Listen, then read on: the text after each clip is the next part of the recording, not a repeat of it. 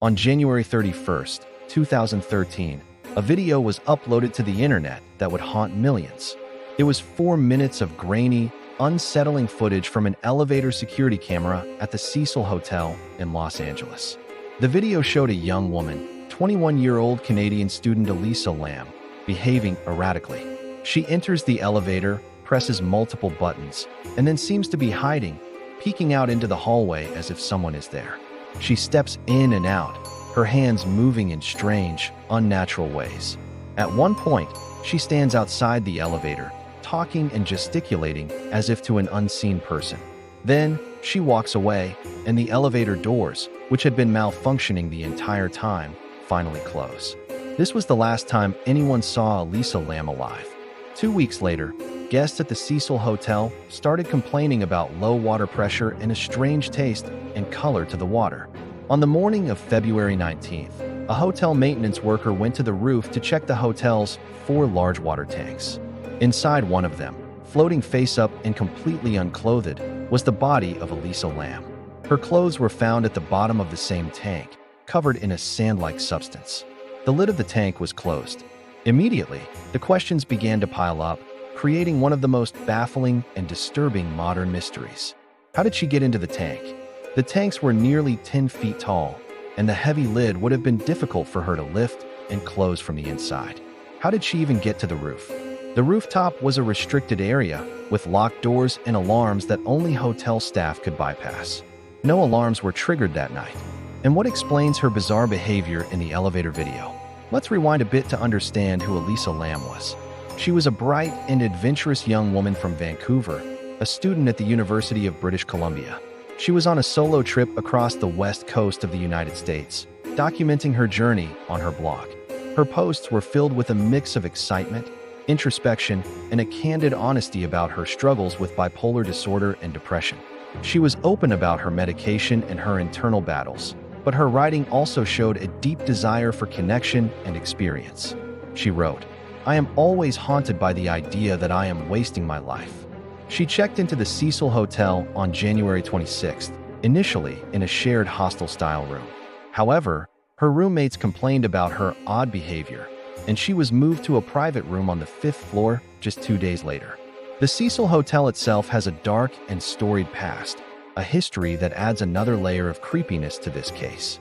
Since opening in 1927, it has been the site of numerous suicides, murders, and unexplained deaths. It was a known temporary residence for at least 2 serial killers, Richard Ramirez, the Night Stalker, and Jack Unterweger, who strangled several sex workers while staying at the hotel.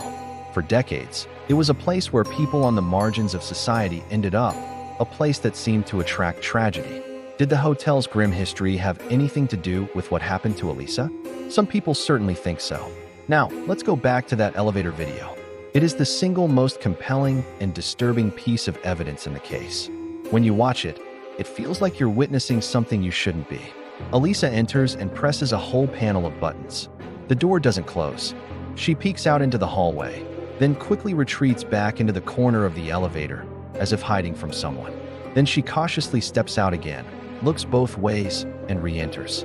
The door still won't close. She then steps out completely and begins a series of strange hand gestures. Her fingers are splayed, her arms move unnaturally. It's been described as if she's counting, or trying to cast a spell, or perhaps talking to someone just out of the camera's view. Finally, she walks off to the left, and she's gone. Moments later, the elevator doors finally close, and then open and close again before the video ends. Police initially released the video to the public hoping for leads, but it only deepened the mystery.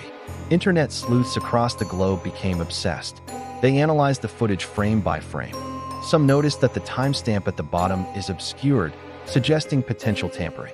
Others pointed out that the video seems to have been slowed down in parts, and that nearly a minute of footage might be missing. Was this an attempt to hide something or someone? Was she playing a game of hide and seek? Was she having a psychotic episode? Or was she genuinely terrified of someone pursuing her? The official autopsy report from the Los Angeles County Coroner's office concluded that the cause of death was accidental drowning, with her bipolar disorder listed as a significant contributing factor. The report found no evidence of physical trauma, assault, or suicide. Her toxicology screen showed she had consumed her prescribed medications, but there were no illegal drugs or alcohol in her system. However, the level of her medication was low, suggesting she may have been under-medicating or had missed doses, which could potentially trigger a manic or psychotic episode. This is the official explanation. Elisa, experiencing a psychotic episode due to her bipolar disorder, managed to get to the roof, climbed into the water tank on her own, and drowned. But for many, this explanation just doesn't add up. It leaves too many critical questions unanswered. How did she get onto the locked roof without a key and without setting off any alarms? Fire escape? But that would have been a difficult climb. How did a small woman, just over 5 feet tall, climb into a massive water tank? And most importantly, how did she manage to close the heavy, cumbersome lid from the inside after getting in? Maintenance workers said the lid was so heavy it required effort for them to open. If she was in a state of psychosis, it seems highly improbable that she would have had the presence of mind or the physical ability to close it after herself. This is where the theories begin to diverge, from the plausible to the outright paranormal. One popular theory is that someone else was involved. Perhaps she was being pursued by someone, and her behavior in the elevator was a sign of genuine fear. Maybe this person followed her to the roof and was responsible for her death, staging it to look like an accident or suicide. This would explain how she got to the roof and how the tank lid was closed. But if that's the case, who was it? A hotel guest? A staff member? There was no evidence of anyone else on the roof, no DNA, no fingerprints. Another, more bizarre theory links her death to a horror movie. The 2005 film Dark Water has an eerily similar plot. In the movie, a mother and daughter move into a creepy apartment building, experience strange, dark water coming from their taps, and eventually discover the body of a young girl who drowned in the building's rooftop water tank. The similarities are uncanny, down to a malfunctioning elevator scene. Could someone have been recreating the movie? It seems far-fetched, but the parallels are too striking for many to ignore. And then there are the supernatural theories, fueled by the Cecil Hotel's haunted reputation. Some believe that Elisa was a victim of a malevolent spirit or a dark energy that permeates the hotel. Her strange gestures in the elevator are interpreted as her interacting with a non-human entity. The idea that an evil force within the hotel led her to her death is a chilling thought, and for some, it's the only explanation that fits the bizarre circumstances. There's even a connection to a medical test. A tuberculosis outbreak occurred on Skid Row near the hotel around the same time, and the name of the test used to screen for it was the Elisa test. A pure coincidence? Probably.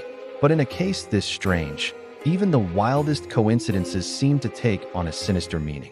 Years have passed since Elisa Lam's death, but the case remains a source of intense fascination and debate. The official ruling is accidental, but for a global community of internet detectives and true crime enthusiasts, the story is far from over.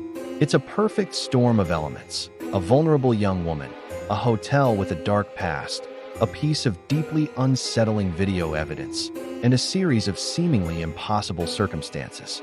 Was Elisa Lam the victim of a tragic psychotic episode, a perfect storm of mental illness and bad luck? Or was she the victim of a clever and elusive killer who has never been caught? Or could something even stranger, something paranormal, be at play within the walls of the Cecil Hotel? Every answer seems to generate more questions. The elevator video remains a silent, grainy testament to her final moments, a 4-minute puzzle that continues to mystify and horrify us. The truth of what happened on that roof remains submerged, locked away in a place we may never be able to reach. What do you think happened to Elisa Lam? Let me know your theories in the comments below. Thanks for watching, and don't forget to subscribe for more deep dives into the world's greatest mysteries.